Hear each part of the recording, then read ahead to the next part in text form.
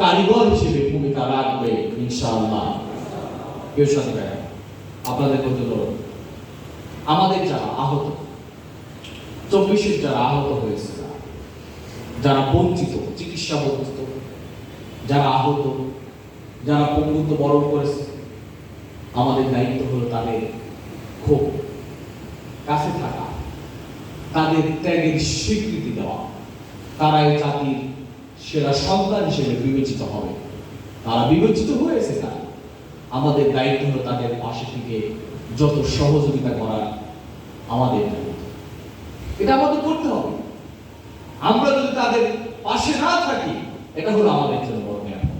প্রিয় সাথী, আপনাদেরকে অনুরোধ করব, আপনারা আমাদের শিক্ষা নিয়ে যে ষড়যন্ত্র হচ্ছে, শিক্ষা নিয়ে যে জুলুমতন্ত্র শুরু হয়েছে, শিক্ষা ব্যবস্থায় নাস্তিকবাদীদের থাবা এবং নতুন যে কারিকুলাম, নতুন করে যে কমিশন গঠন করা হচ্ছে, যারা আছে তারাও আমাদের চিন্তা কতটুকু নিতে পারবে এটা আমরা জানি না। যদি শিক্ষা নিয়ে কোনো ষড়যন্ত্র হয়, ইসলামী ছাত্র শিবির বিগত সময়ে হাসিনা পতনের আন্দোলনে যেভাবে মাঠে নেতৃত্ব দিয়েছে, ঠিক একই কায়দায় শিক্ষা নিয়ে যদি কোনো ষড়যন্ত্র করা হয়, ইসলামী ছাত্র শিবির রাজপথে থেকে তার সমুচিত জবাব দেবে ইনশাআল্লাহ। প্রিয় সাথী ভাই,